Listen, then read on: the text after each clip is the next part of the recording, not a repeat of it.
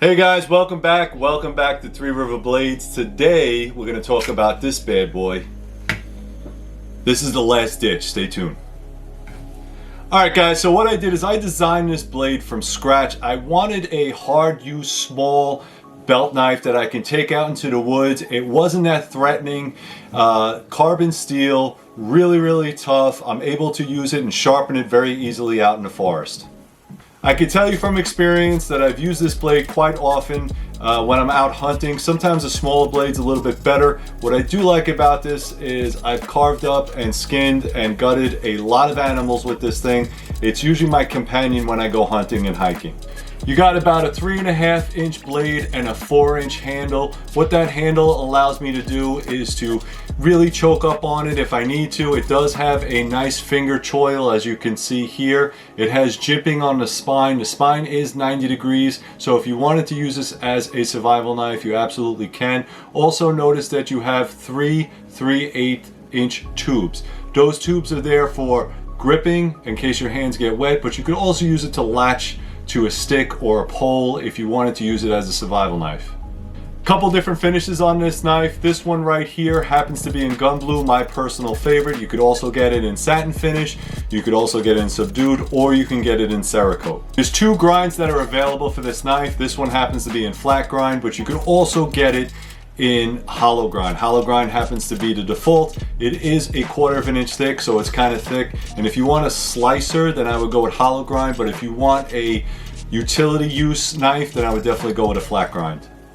All the last ditch knives will come with a KYDEX sheath. It will be a fold over design. You're gonna have to decide how you want to carry this. For me, it's the regular belt loop. I like to scout carry this knife. It makes it very easy for me. You can also carry it horizontally. If you're not sure, you can go to the accessories page, put the belt clip that you want inside the basket before you check out. This way I'll know how you want to carry this thing. Also, you can always put inside the notes before checkout how you want to carry it. You have a Molly lock, a Tech lock small, and of course a belt loop. Guys, when it comes to handle scales, you're going to have to decide what you like. For me, it's always going to be G10 on MICARTA. This happens to be a neutral or natural MICARTA. It's very tough. If you want to go with a hardwood scale, that's fine. I have it. Understand that we're not going to warranty the hardwood. After a while, it will loosen up. It can crack depending on how you treat it.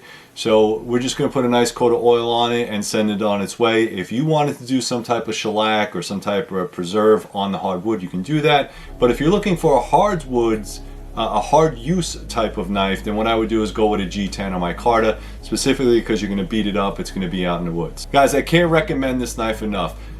It's a very non-threatening belt knife. It is a fixed blade, but you only have about a 3.5 inch blade. It does have this nice sweeping belly, which allows for a lot of cutting, a lot of slicing. And if you wanted to, like I said, a skinning knife, you could use it for the campsite. You could use it for the at the hunting blind. You could use it for trekking.